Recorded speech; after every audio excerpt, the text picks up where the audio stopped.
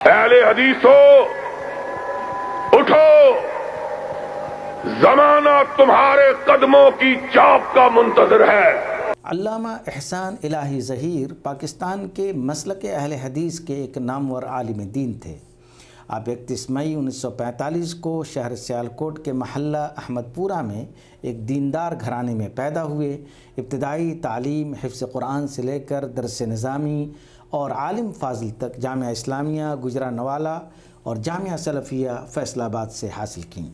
اعلیٰ تعلیم کے لیے اسلامک یونیورسٹی مدینہ منورہ تشریف لے گئے۔ 1969 عیسوی میں ممتاز ڈویژن سے پاس ہو کر وطن واپس آ گئے اور جامعہ پنجاب سے 6 مضامین میں ایم اے کیا، یعنی عربی، اردو، فارسی، فلسفہ، تاریخ، MLO اور اسلامیات۔ تمام امتحانات میں اچھے نمبرات سے کامیابی حاصل کی۔ علامہ احسان الہی ظہیر میدان صحافت میں بھی طویل عرصہ تک مشغول رہے اور مختلف اوقات میں ہفتہ روزہ الاعتصام، ہفتہ روزہ اہل حدیث، ہفتہ روزہ الاسلام کے مدیر رہے اور پھر اپنا ذاتی ماہنامہ ترجمان الحدیث نکالا، جس کے تا حیات مدیر رہے۔ علامہ احسان الہی ظہیر نے 1969 عیسوی میں میدان سیاست میں قدم رکھا۔ بھٹو دور میں کئی بار قید و بند کی صحبتیں جھیلیں۔ تحریک استقلال میں زبردست حصہ لیا، یہاں تک کہ اس کے مرکزی ناظم اطلاعات بھی رہے۔ 1977 عیسوی میں تحریک استقلال کے قائم مقام سربراہ بنائے گئے۔ بنگلہ دیش نامنظور تحریک میں بھرپور حصہ لیا۔ تحریک نظام مصطفیٰ کے لیے بڑی کوششیں کیں۔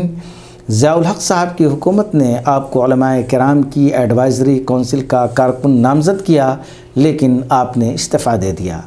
تحریک استقلال سے علیحدگی کے بعد جمعیت اہل حدیث کی تنظیم نو کی اور اس کو زبردست کامیابی سے ہمکنار کیا۔ اہل حدیث یوتھ فورم کی بنیاد ڈالی۔ جمعیت اہل حدیث کے جنرل سیکریٹری رہے۔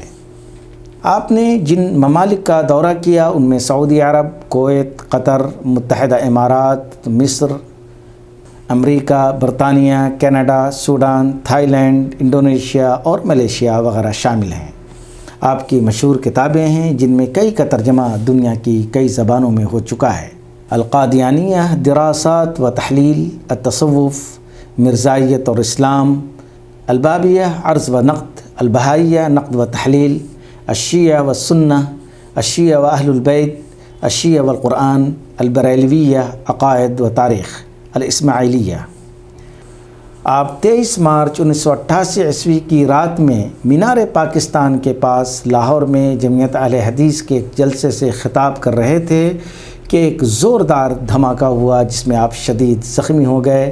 فوراً اسپتال لے جایا گیا۔ جب یہ خبر سعودی عرب پہنچی تو خادم الحرمین شریفین شاہ فہد بن عبدالعزیز کے حکم سے ریاض منتقل کیا گیا، مگر ہزار کوششوں کے باوجود آپ جاں بر نہ ہو سکے۔ آپ کو جنت البقیع مدینہ منورہ میں سپرد خاک کیا گیا۔